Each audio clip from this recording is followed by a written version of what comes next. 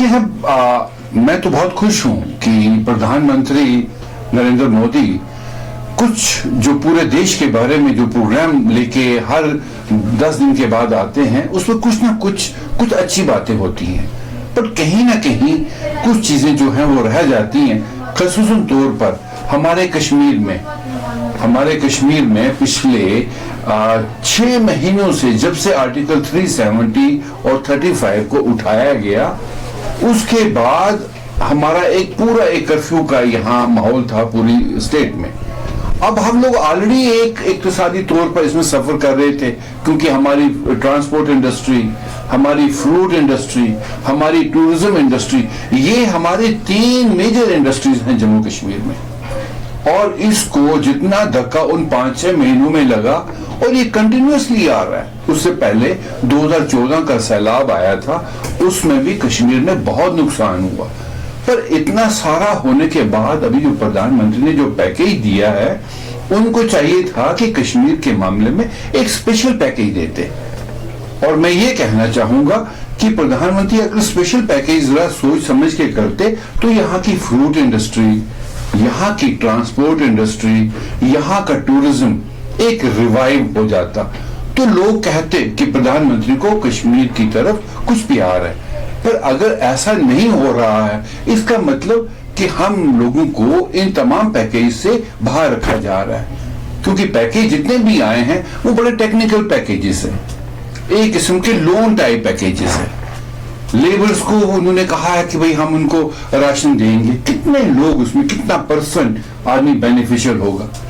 आम आदमी जो है लेबर क्लास है, आम आदमी जो है वर्किंग क्लास है, आम आदमी जो है वो सेल्फ मेड जिसको बोलते हैं हम, कि वो ऐसी इंडस्ट्री में बिजी है, रेडी में बिजी है, दुकानों में बिजी है, वो सारी क्लास जो है उसको इन तमाम पैकेज से कोई फायदा नहीं पहुंचने वाला। फिर मैं इतना जरूर कहूंगा कि उनकी सोच है कि साहब हम कुछ देना चाहते हैं, लोगों को लिफ्ट करना चाहते हैं। उस सिलसिले में उन्हें कश्मीर के बारे में एक स्पेशल पैकेज देना चाहिए था, क्योंकि यहाँ ऑलरेडी 6-7 महीनों से एक कर्फ्यू की सूरत थी। लोग ऑलरेडी इकोनॉमिकल तौर पर टूट चुके हैं। उनको अपलिफ्ट करने के लिए अगर वो स्पेशल पैकेज देते तो कश्मीर के लोग खुश होते, वो प्रधानमंत्री की सराहना करते ऐसे पैकेजेस की। एक तरफ तो ये है, और दूसरी तरफ ये है कि प्रधानमंत्री बहुत सी चीजें अब डिजिटलाइज कह रहे हैं। उनका फोकस जो है डिजिटलाइज इंडिया का है, लेकिन कश्मीर में जो हमारा मोबाइल है उसको ये लोग बंद कर देते हैं। जब भी जरा कहीं इंसिडेंट होता है तो पूरी स्टेट सफर करती है। अब ये कहते हैं, कुछ लोगों का कहना है कि साहब इसका मिसयूज हो रहा है। अरे मिसयूज कोई 100% पॉपुलेशन थोड़ी कर रही है, इसमें 2%, 1%, मैं तो कहूं 0.5% अगर लोग मिसयूज कर रहे हैं, उनके खिलाफ आप कानूनी कार्रवाई कीजिए। पर सारे कश्मीर को आप क्यों सफर करने पर मजबूर कर देते हैं? आपके पास कानून है, अगर किसी भी आदमी ने मिसयूज किया उसके खिलाफ कार्रवाई कीजिए। आपकी कोई भी स्कीम जो प्रधानमंत्री ने लॉन्च की है पिछले कई सालों से, उनका जम्मू कश्मीर में कोई भी असर नहीं है, कोई भी फायदा नहीं है। चाहे वो औरतों को उन्होंने उज्ज्वला स्कीम के तहत फ्री गैस कनेक्शन दिए, उनको सब्सिडी जानी है, सब्सिडी उनके अकाउंट्स में जानी है, हमने उनको हाथ में नहीं देनी है। लेकिन अकाउंट्स में जाएगी कैसे जब आपका नेट नहीं चल रहा है? अगर ये टू पॉइंट्स कुछ वो नेट को रखा होता है, वो भी कंट्रोल होता है, वो भी नहीं चलता।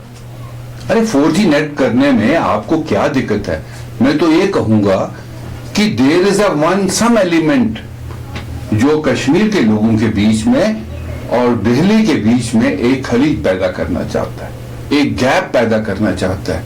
वो नहीं चाहता कि प्रधानमंत्री के जो पैकेजेस हैं वो कश्मीर में लागू हो, ताकि आम आदमी को फायदा मिले और लोग यहां पर गुण गाएं उस प्रधानमंत्री के। पर जैसे आप बच्चे जो हैं उनकी एजुकेशन, अभी बहुत से बच्चे जो हैं वो अप्लाई करना चाहते हैं जॉब के लिए, वो बिल्कुल महरूम है उससे। इस तरह से जब तक प्रधानमंत्री इस चीज को प्रूव नहीं करते